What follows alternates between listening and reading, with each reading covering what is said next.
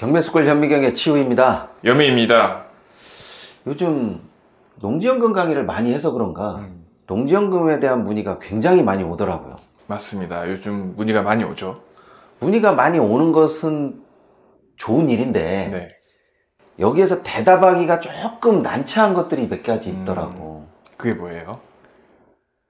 농지연금용 농지를 지금 사는 게 좋을까요? 아니면 제가 좀 나이가 젊으니까 좀 기다렸다 사는 게 좋을까요?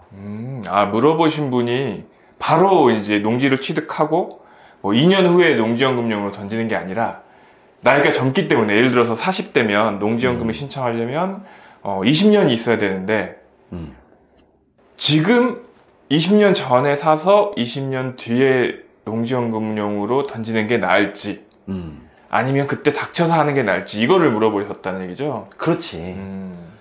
그런데 지금 괜찮은 농지가 있으면 매입하시는 걸 추천합니다. 이 말을 하기에도 조금 어정쩡하고, 연세가 드신 분이 오셔서 저는 이거 지금 구입하겠습니다 이렇게 말하면 거기에 따라서 적정한지 안 한지를 따질 수가 있는데, 너무 젊은 사람들이 나는 이거 농지연금까지 하기에는 좀 무리한 투자라고 생각을 합니다 이렇게 생각하는 사람들이 있더라고.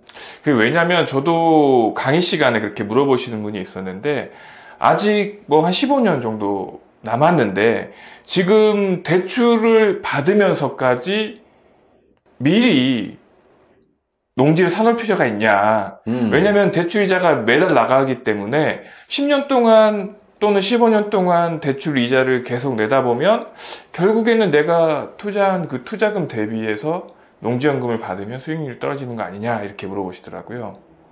이거에 대해서는 경험이 있기 때문에 내가 말을 하는데, 농지연금은 사실상 나중에 이익을 얻겠자고 지금 농지를 확보한다라는 건데, 과연 내가 농지연금용 농지를 한 10개 모으면 몇 개 정도가 최후의 농지연금까지 갈 것 같나? 그러니까 지금 농지연금용으로 농지를 10개를 취득을 해도 결국에는 그 10개가 다 농지연금으로 안 된다는 얘기인 거죠? 하나나 갈까? 그게 안 된다는 뜻이? 중간에 농지 가격의 변동이 커. 뭐 공시지가가 매년 상승하는 것도 있고, 또 주변 여건이 달라져서 그 농지 가격이 오르는 경우가 있고, 또 누군가는 필요해서 가격을 높게 주고라도 살만한 농지가 있고, 그러다 보니까 꼭 농지연금용으로 농지를 취득한다고 해도 농지연금용까지 과연 갈까 하는 농지도 나는 상당히 많이 눈에 띄더라고. 그러니까 농지를 사서 갖고 있다 보면 자기는 분명히 10년 또는 15년 뒤에 농지연금용으로 던지겠다고 생각을 했는데, 갖고 있다 보면 주변에서 누가 또 산다는 사람이 또 생길 수도 있고, 또는 뭐가 개발이 이루어져서 수용이 될 수도 있는 거고. 그렇지. 뭐 그런 다양한 일들이 생긴다는 그런 말씀인 거잖아요. 내가 가지고 있는 농지 중에 그런 농지가 있어. 처음에 매입할 때는 되게 부담이 없었는데 지금 와서 농지연금을 던지기에는 조금 아직 기간이 좀 남아있고, 그렇다고서 또 지금 던지자니 이게 암탉에 배를 갈라서 알을 꺼내는 것 같은 그런 느낌이 드는 그런 농지가 있으니까 제가 그 농지를 보면서 설명을 드릴게요. 자, 그러면 자료 화면을 한번 보겠습니다. 2015 타경 3486 물건이고요. 소재지는 전라북도 군산시 신관동 물건입니다. 용도는 답이고요. 답이니까 논이란 얘기죠. 지분 토지네요. 지분 토지이고 84제곱미터니까 우리 국민평수네요. 국민평수. 25평 정도 되는 평수고.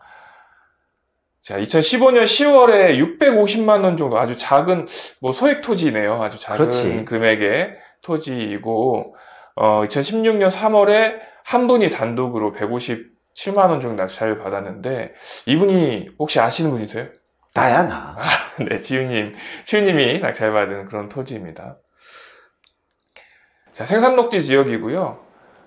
지분 380 중에서 84.5니까 거의 한 4분의 1 정도 되는 지분 그렇지. 같아요. 자, 사진을 보니까 논이네요, 논. 말 그대로. 주변도 다 논이고. 그냥 싸서 샀어. 네. 뭐, 진짜 정말 논 아니면 답이 없는, 답이 없는 게 좀 이상하네. 네. 논 아니면 할 게 없는. 그냥 계속 논으로만 써야 되는 그런 땅 같아요. 또 여기가 새만금으로 넘어가는 송전선이 지나가. 그렇기 때문에 뭐 건축물을 세운다, 어떤 개발 가치가 있다, 이런 것이 막말로 1도 없어. 사진상으로 봤지만 예전에도 논이었고 지금도 논이고 앞으로도 논일 거야. 그런데 나보고 왜 샀냐라고 물어보면 싸서 샀어 그냥. 그리고 나 들어갈 때 저거 나만 입찰할 거 알았어.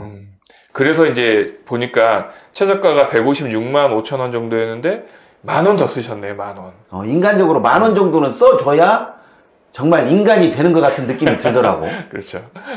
그래서 낙찰을 받았고 또 지분이니까 나머지 지분권자하고 협상을 잘해서 나머지 지분권자의 지분을 내가 다 사들였어. 그런 방법도 우리 지분 경매의 출구 전략 중에 하나죠. 그래서 그 지분을 싹 사들여서 온전한 물건으로 만들어 놓고 있고 지금도 그냥 논이야. 농사를 짓는. 그런데 이제 주변 여건이 달라지다 보니까 큰 뭐 땅값의 변동은 없지만 저 물건을 보다시피 워낙 저렴하게 사다 보니까 총 만들어 놓는 금액이 600만 원 정도밖에 안 들었어. 그러니까 150만 원 정도의 낙찰을 받아서 이게 한 4분의 1 정도 지분이었잖아요. 나머지 4분의 3을 내가 낙찰받은 그 가격으로 다시 그 공유자에게 샀다는 얘기인 거잖아요. 그렇지. 그러면 150만 원 곱하기 3 하니까 450만 원. 그리고 내가 산 낙찰받은 지분 150만 원 하니까 한 600만 원 정도의 이 전체 농지를 매입을 한 거네요. 딱 600만 원 들었어. 물론 세금이라든지 그런 부분은 공시지가 아래기 때문에 공시지가 아래여도 세금은 공시지가로 내더라고. 그렇죠. 그거의 기준이니까. 그렇게 해서 그 농지를 지금도 보유하고 있는데 문제는 이 농지로 내가 대출을 받았어. 600만 원에 샀는데 대출이 나온다고요? 다른 토지와 함께 해서 내가 대출을 받았는데 이 토지만으로 대출 금액이 나는 1200만 원 나온 줄 알았는데 1480만 원이더라고. 1480만 원이 이 토지로 대출이 나왔다고요? 600만 원에 낙찰 받았는데. 그러니까 이제 이렇게 되니까 나는 이 토지를 팔아도 그만, 안 팔아도 그만이야. 굳이 팔 이유가 없어졌네요. 그렇지. 그런데 이제 1480만 원은 대출 금액이고 누구든지 이 토지를 사려고 하면 말을 하는 거 아니야. 이 토지 1480만 원에 대출이 나왔으니까 얼마면 내가 취득할 수 있겠습니까? 나는 당장 팔 마음은 없어도 가격은 올려놔. 한 2년 전인가? 1년 전인가? 3천만 원에 올려놨더니 누군가 매입한다고 오더라고.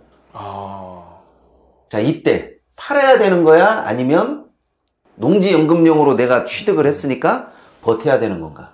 그게 고민이 될 수밖에 없겠네요. 내가 젊은 나이 때 이 농지를 취득했기 때문에 이런 고민을 하는 거야. 그런데 다른 사람 입장에서 한번 생각해봐. 이거 굉장히 행복한 고민이야. 그렇죠. 행복한 고민이죠. 그래서 나는 이거를 예를 들어. 지금 취득해도 될까요? 아니면 제가 나중에 농지연금용 농지를 취득하는 게 나을까요?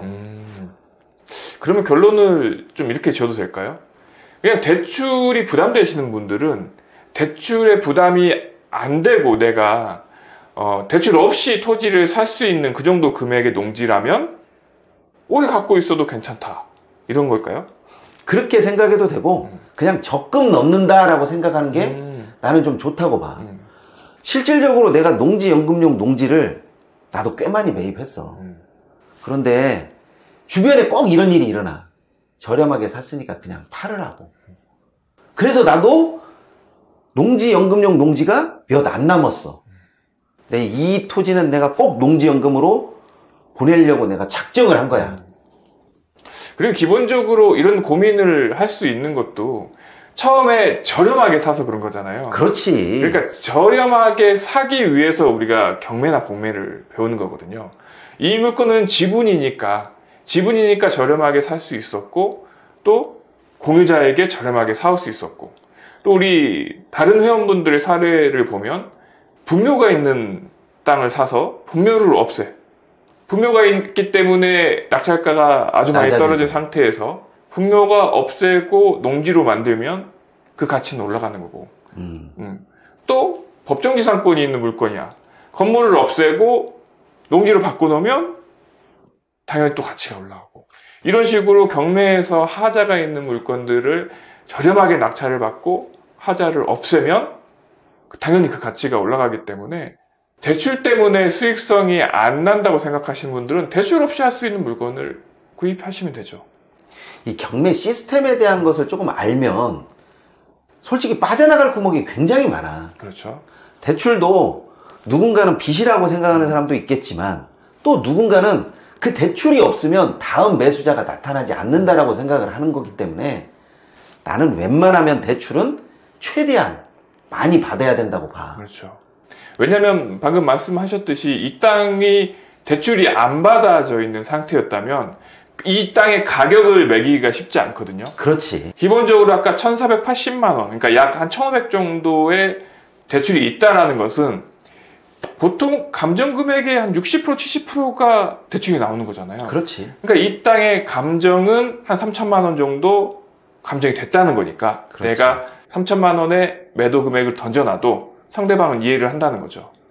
이렇게 생각하면 좀 쉬운데 이런 부분에 대한 것을 이 경매나 공매에 대한 시스템이라든지 절차라든지 이런 부분을 이해하지 못하는 사람들은 그냥 딱 보여지는 것으로만 생각을 해.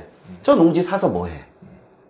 그런데 누군가는 저 농지를 필요로 하는 사람이 있을 수도 있겠다라는 생각을 가지게 되면 과연 금액이 얼마냐라고 하는 거에 꽂히게 되지. 그렇죠. 그리고 그 금액이 올해 다르고 내년 다르고 뭐 이런 식으로 해서 조금씩 변동이 있다 보니까 처음에 내가 얘기했듯이 그냥 적금 들어놓는다라고 생각을 해도 실제로 적금보다는 낫더라고 해보니까. 그래서 언제 사냐가 중요한 게 아니라 내가 이것으로 인해서 이득이 될 것이냐 안 될 것이냐 이거를 따져서 이득이 된다면 지금이 가장 빠른 시기라고 생각합니다. 맞습니다. 자, 이번 시간에는 농지연금용 농지를 언제 사는 것이 가장 좋겠냐라고 하는 질문에 대한 답변이 됐는지 모르겠네요. 저는 될 수 있으면 빨리 저렴하게 사는 게 답이라고 생각을 합니다. 이번 시간에는 여기까지 하도록 하겠습니다. 감사합니다.